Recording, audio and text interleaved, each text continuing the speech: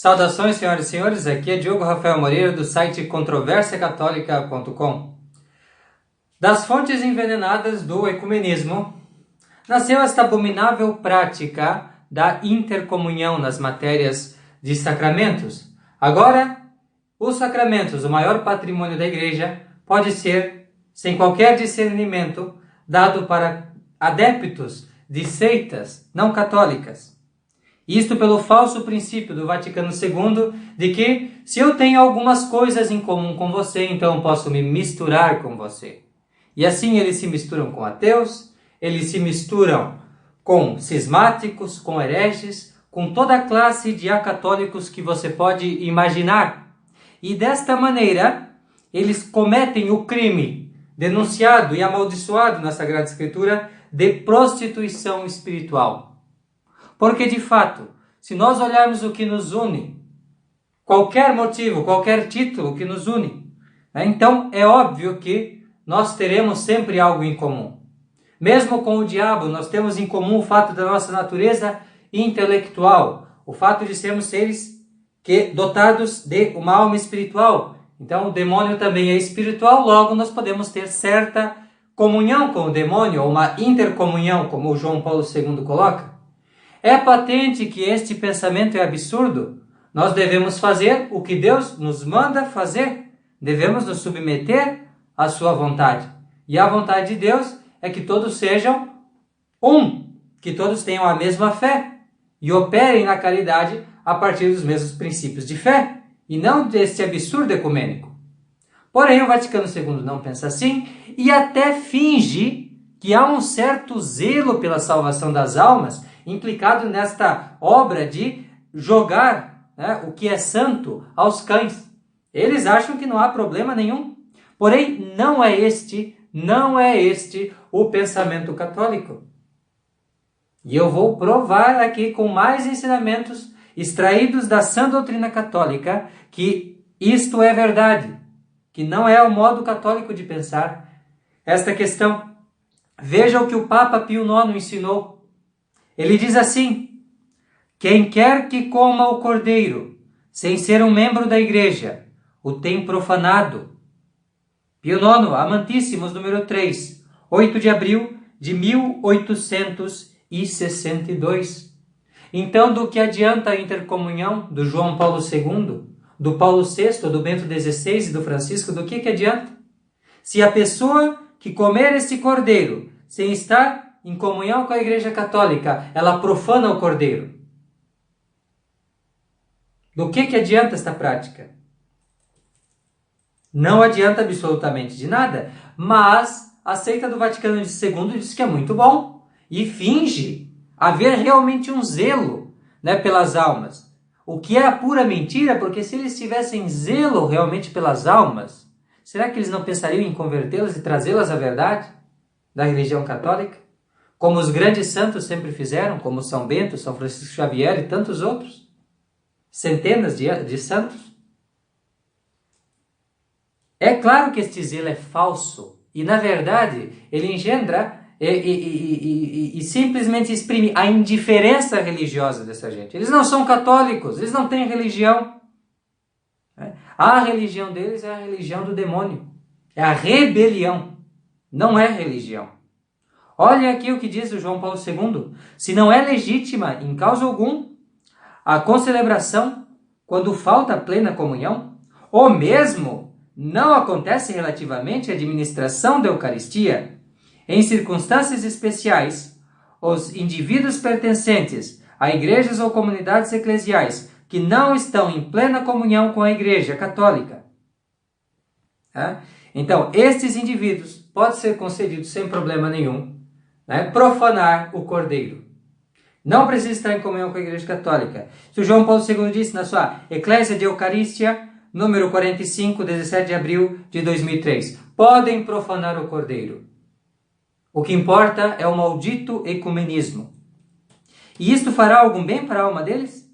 Trará algum fruto, algum proveito? Não. De acordo com o dogma católico, não. Absolutamente não. Assim diz Papa Eugênio IV. Tão importante é a unidade do corpo da Igreja, que só para aqueles que nela perseveram os sacramentos da Igreja trazem a salvação, e os jejuns, as outras obras de piedade e os exercícios da milícia cristã podem obter a recompensa eterna. Nenhum, por mais esmolas que tenha dado, e mesmo que tenha derramado sangue pelo nome de Cristo, poderá ser salvo se não permanecer no seio e na unidade da Igreja Católica. Papa Eugênio IV, Concílio de Florença, Cantate Domino, 4 de fevereiro de 1442. Aqui está uma bula dogmática, dizendo o quanto é vão este zelo fingido da Igreja Conciliar. Se eles realmente pensassem nas almas, o que não fazem por um segundo, se realmente pensassem nas almas, eles iam trazer essas pessoas para a unidade da Igreja Católica, fariam tudo, se desdobrariam, fariam o possível, como os papas verdadeiros sempre fizeram, para que essas pessoas voltassem à unidade, como Leão XIII fez belíssimamente na Sats Cognitum. Eles fariam isso e mostrariam a beleza da unidade da Igreja Católica. Mas não, eles veem defeito na unidade da Igreja Católica, como eles escrevem textualmente na Unitatis Redintegratio.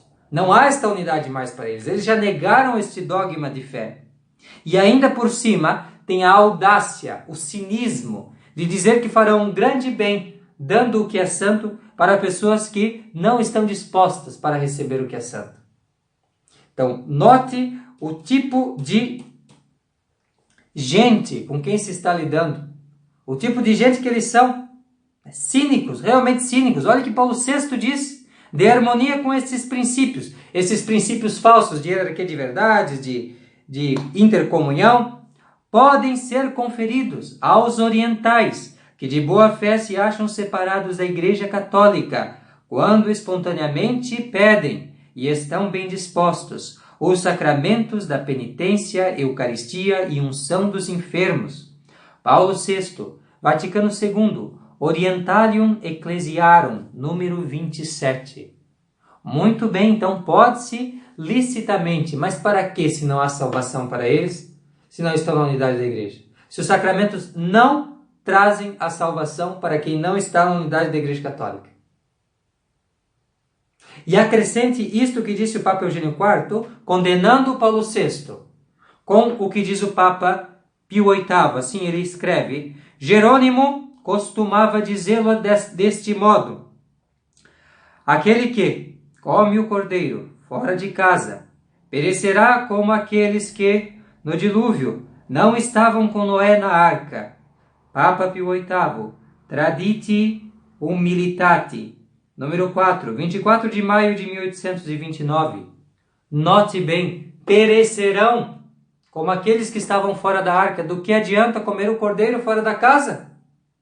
Paulo VI diz que é permitido, pode, não tem problema, mas e a salvação dessa gente? Eles estão fora da arca.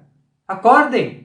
Temos que trazê-los de volta para a arca de salvação, para a barca de Pedro. É por isso que fazemos a pesca, para trazê-lo para a barca de Pedro, como no evangelho deste domingo, no calendário católico, obviamente, não neste modificado, maçonizado, protestantizado do Vaticano II, mas no calendário católico, a leitura da Santa Missa do Evangelho era justamente esta, a pesca milagrosa. E no que consiste essa pesca? Consiste em lançar a rede e tirá-los do mundo e trazê-los para a barca de Pedro. E na barca de Pedro levar os peixes para Cristo, na eternidade, o beira-mar, na costa.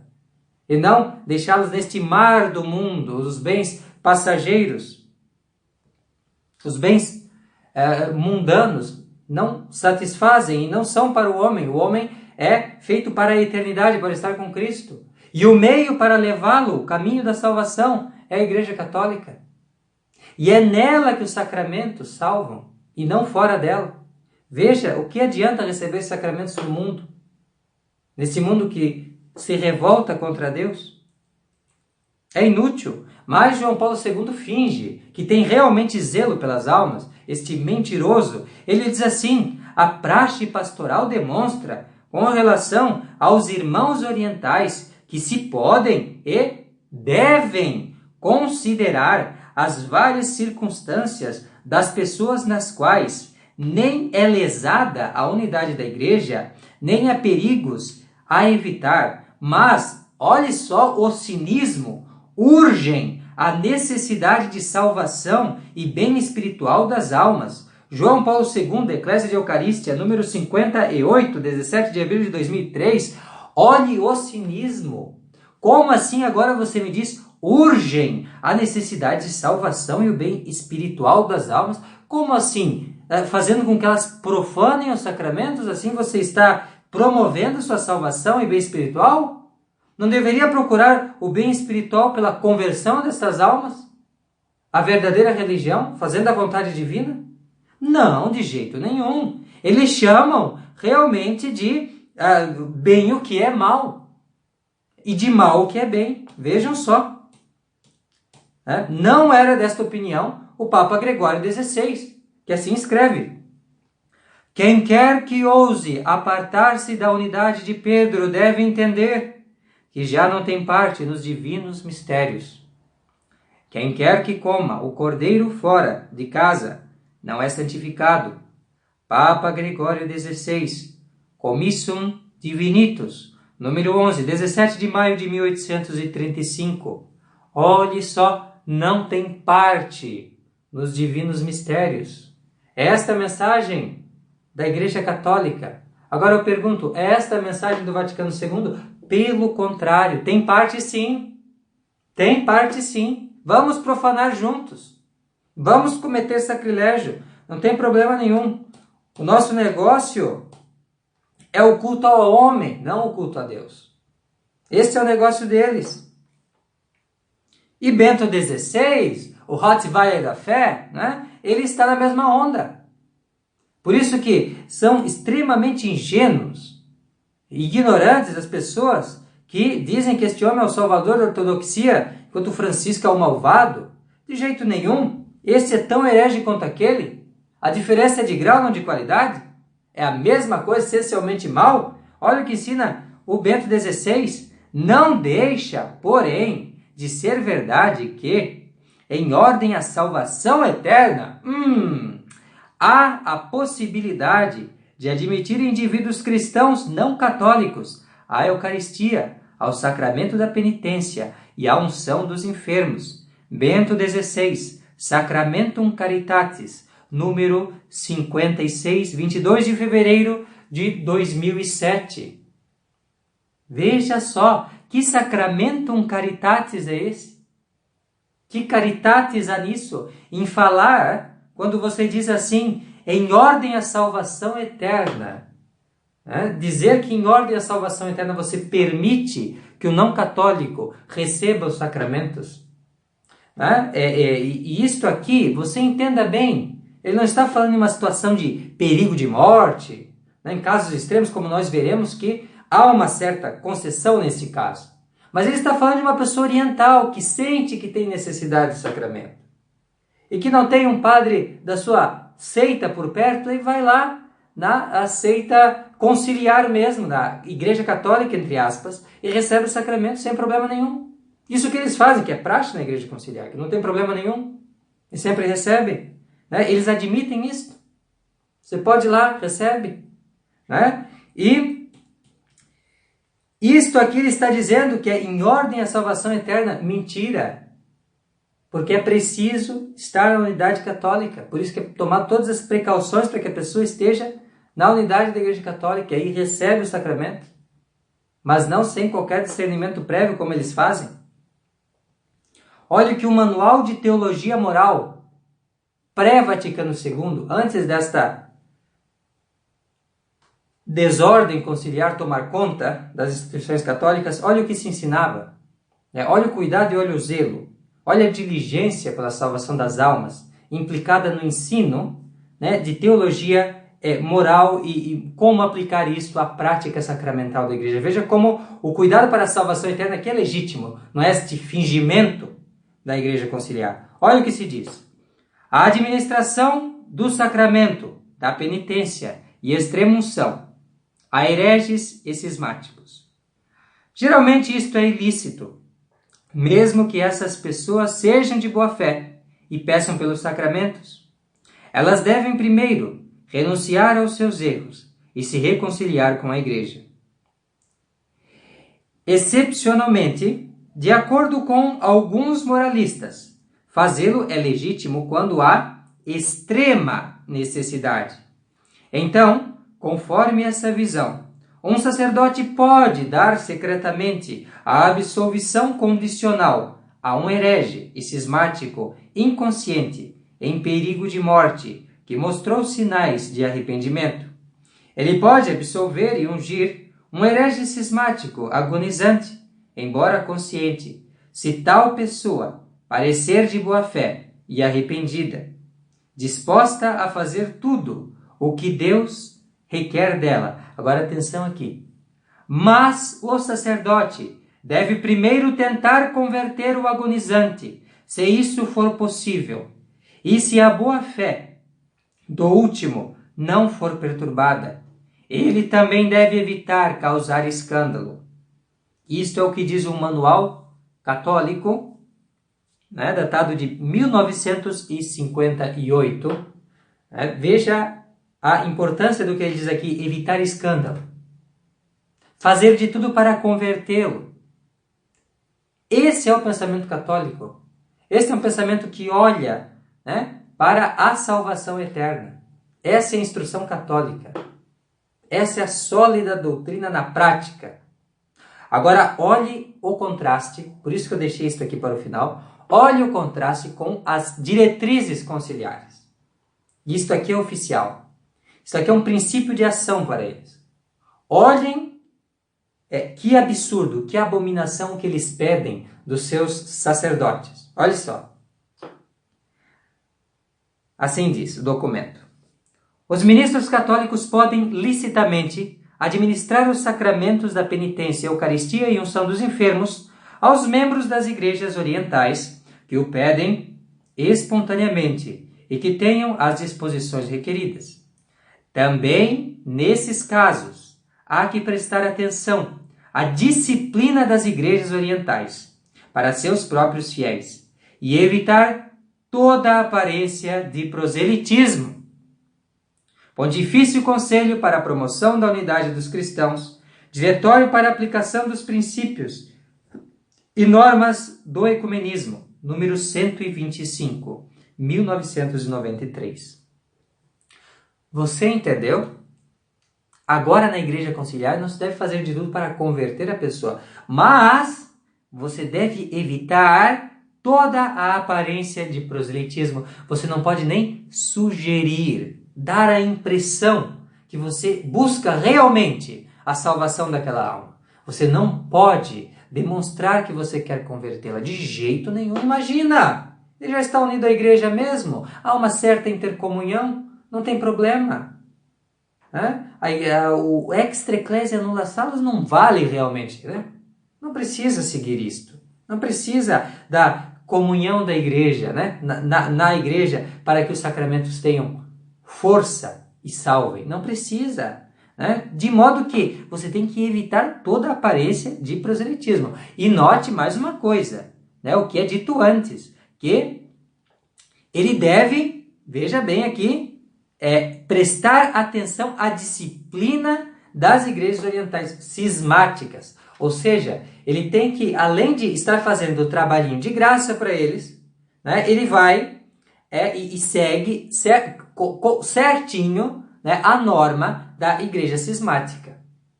Ele tem que ser um bom funcionário da seita cismática, inimiga da igreja romana. Tem que trabalhar para eles de acordo com como eles querem, conforme a vontade deles. Isto é realmente católico? Isto é colocar a salvação das almas em primeiro lugar? Não, isto é submeter-se ao mal e levar as pessoas a fazerem o mal. Os sacerdotes conciliares que estão administrando os sacramentos para pessoas que não têm condições de recebê-lo, e as pessoas que de boa fé ali estão recebendo esses sacramentos, mas na verdade se profanando. Então, note bem como esta religião conciliar, ela finge um zelo pelas almas. Ela finge realmente preocupar-se com o bem da humanidade. Mas na verdade, o que ela é, em realidade, objetivamente, aos olhos de Deus, o que ela é? O que ela é? Ela é puro ódio, pura inimizade com os desígnios divinos para a humanidade, com o programa de Deus para os homens. Deus planejou uma coisa, Deus escolheu a barca de São Pedro e eles não estão nem aí. Deixam os peixes no mundo, não trazem para a barca, não cuidam da salvação dessas pessoas. É tudo mentira, mentira. E o que eles fazem com isto? Com isto eles destroem a religião católica. Eles deixam correr solto o proselitismo das falsas religiões, dos protestantes, de todas essas seitas acatólicas, dos pagãos. Eles deixam correr solto porque é um direito inalienável do ser humano, o proselitismo. Mas os seus sacerdotes mesmo estão proibidos de fazer proselitismo. Isto é para quê? Isto é para destruir o catolicismo. Destruir o catolicismo inteiramente. É isso que eles estão dia e noite trabalhando, fazendo diretórios, escrevendo encíclicas, promulgando catecismos, códigos e tudo mais, para destruir a nossa religião e não deixar mais um rastro sobre a terra desta religião santa, fundada por nosso Senhor Jesus Cristo. É isso que eles querem. E se você compactua com esse tipo de coisa, com essas práticas, você também, por mais que receba o cordeiro numa missa tridentina, ou seja o que for, tem profanado. Porque não é posição de católico ser indiferente a esta hecatombe, a esta chacina espiritual promovida pelo Concílio Vaticano II e seus adeptos. Não é lícito para um verdadeiro católico fazer uma coisa dessa. Se você é católico, rompa com o Novo Zordo. Rompa com essa falsa religião do Vaticano II. Veja que não há amizade, não há compatibilidade entre nós e eles. O nosso negócio é o proselitismo santo de Jesus Cristo, dos apóstolos, o fervor apostólico, a conversão. O negócio deles, pelo contrário, é permitir o proselitismo dos outros para que destrua a nossa religião e nos congelar, amarrar as nossas mãos para que não façamos nada perante este crime, este verdadeiro crime. Então, meus amigos, com isso nós encerramos a nossa conferência sobre este costume da Igreja Conciliar de ofertar os sacramentos para pessoas que não têm a mínima condição de recebê-lo, para não católicos. Eu espero que tenha ficado claro. Eu tento fazer em todos os vídeos, né, que não há como você realmente dizer que é a mesma igreja e não há como você dizer que você está em comunhão com uma sem romper com outra. Se você está na Igreja Conciliar, você já tomou a sua escolha, você já tomou a sua decisão, você já se separou da Igreja Católica. Agora, se você está na Igreja Católica de fato, você vai repudiar o Vaticano II. É isso que eu desejo que você faça, com consciência, com firmeza, porque esta é a única forma de promover o catolicismo atualmente. Repudiar absolutamente o Vaticano II e suas mentiras. Este é o espírito. Esta é a norma do apostolado no mundo de hoje. Muito obrigado por ter assistido esse vídeo. Fique com Deus e até a próxima.